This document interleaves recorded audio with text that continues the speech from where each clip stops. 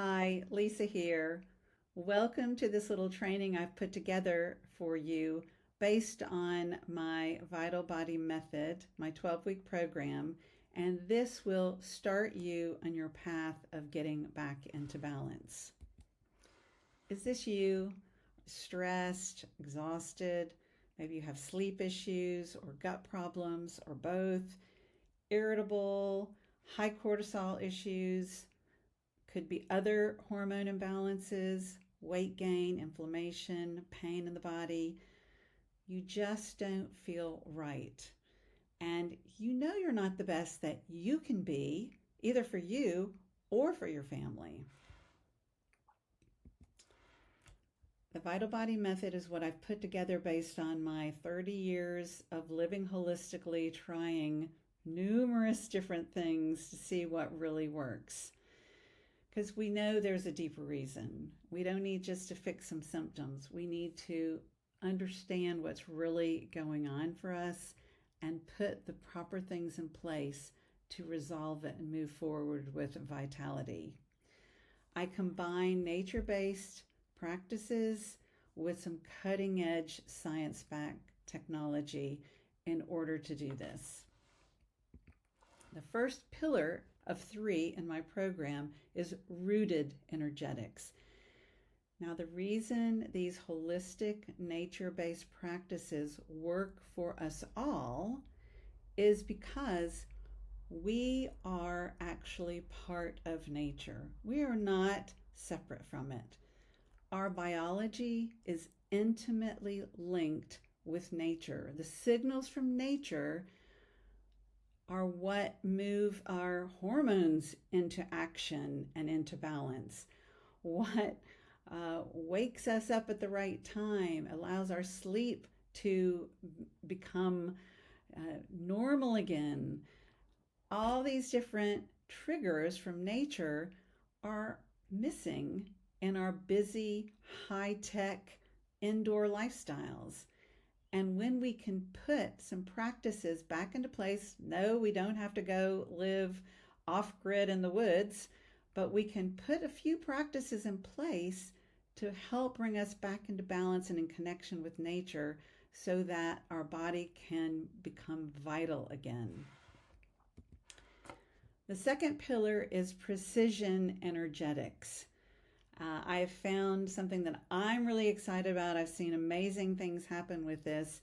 It is a non-invasive, science-backed energy medicine technology. It not only scans for imbalances in our frequencies, but can show us what's underneath, whether it's an emotional base or stress on other organs that's allowing things to happen downstream from that are not quite right. It can also deliver frequencies to the body that allow us to move back into coherence, because a stronger frequency can pull a weaker frequency back into coherence. That's just physics. Everything has a frequency. This is why it works for all of us, because we're all based on frequencies. Every organ has a frequency. Mineral, hormone, plant, tree, everything in nature, which we're part of, has a frequency. And there are now ways to measure those and help nudge the body back toward vitality. Not that we will always need a tool like this, but it certainly helps when you're really out of balance to help get you back into balance. And once we implement our third pillar, embodied vitality, this is when we can fully get back into our body, come back into balance, and learn to balance ourselves without extra tools, without extra supplements, by being in connected with nature and with our own intuition. So creating that vitality toolkit that is specifically customized for you and embedding it into your lifestyle is what this last pillar is about. And that's when we're really rocking and rolling in life. Okay, let's start the training. Coming back into balance. Number one, nutrition. We've got to remove processed foods. And sometimes you think, oh, sometimes it's easier to do that than prep real food. But all the processes and the extra chemicals and things, preservatives, these are toxic to the body. They're poisonous to the body, and the body has to work so hard to detox this. It is not nourishing us. The nourishment we need is from real food, organic, preferably seasonal, local food, quality. That's what nourishes us. So we need to move toward that, get rid of the processed, take a break from alcohol, which is also a poison to the body, so that the body doesn't have this overload of toxins that it's continually trying to detox, but it's allowing the energy pathways to open up and flow freely again. Number two, nature connection. Sunlight and grounding are the most important, and that first hour after sunrise. The sunlight goes into our eyes. It initiates hormones, neurotransmitters. It balances them. It also works toward hydration and energy levels and grounding, inflammation. It deals with inflammation in the body and also the similar kind of balancing act that the sunlight helps. We must embed these little practices and also just spend as much time in nature as we can. Make it a family practice to go out on a walk in nature every week. Explore different areas around you that have so much natural beauty and feed your energetic system. Detox lifestyle. This connects to nutrition that I was talking about, but I really recommend the Yuck app. I love it. There's other apps out there. Pick whichever one you resonate most with, but scan all your personal care products. There's so many ingredients, including fragrances, that are endocrine disruptors and bring the body out of balance. Again, those toxins, it's the overload that the body's got to deal with in their detox processes. So you need to replace the bad and poor products with good, preferably excellent. I think I've scanned every product in that aisle at my grocery store and drugstore. Support your detox pathways by doing this, by getting rid of the processed food, getting rid of the toxic ingredients in your personal care products. Boosting those pathways, particularly lymph, for example. There's easy things you can do with skin brushing, with little mini lymphatic massage that you can do easily in the shower. I keep a rebounder outside my back door so I can go out and have a quick jump a few minutes in between calls, and that stimulates the lymph, gets it flowing again, and energizes you. So lead a detox lifestyle to stop the flow of toxins going in, and I talk a lot more about this in the program, rather than having to do massive detoxes.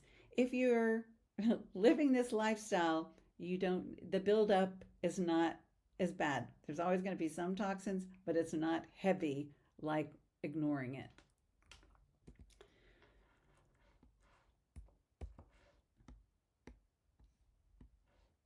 Okay.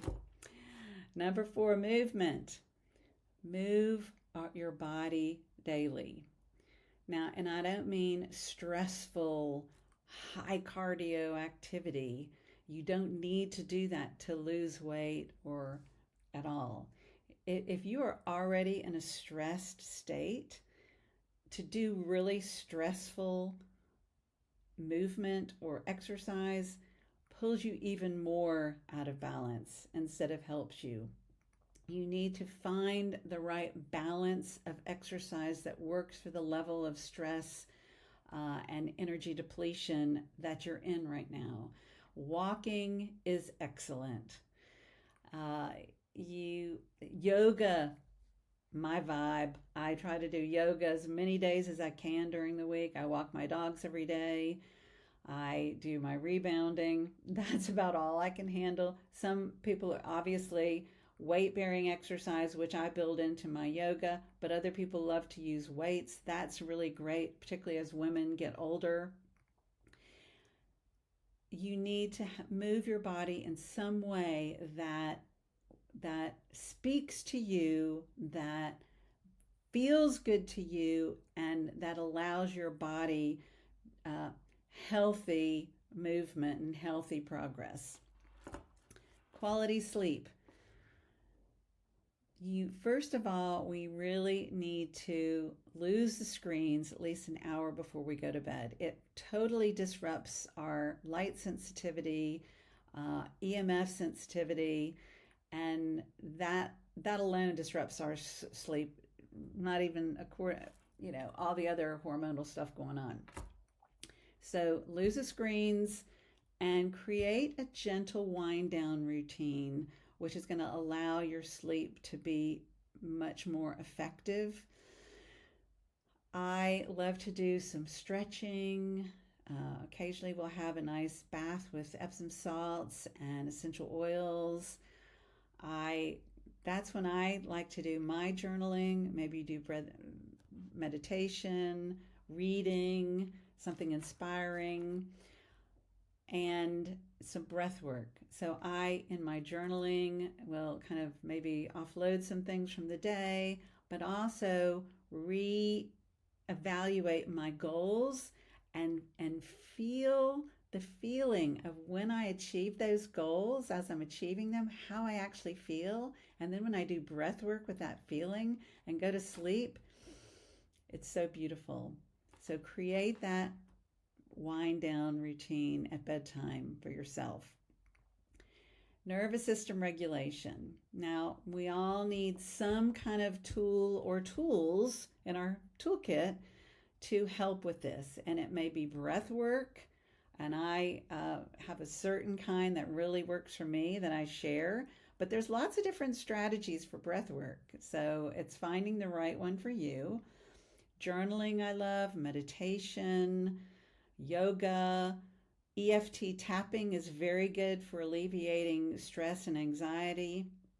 Somatic movement, there's different methods. So in our program, we look at what's going to work best for each individual person to keep in your toolkit and use when needed.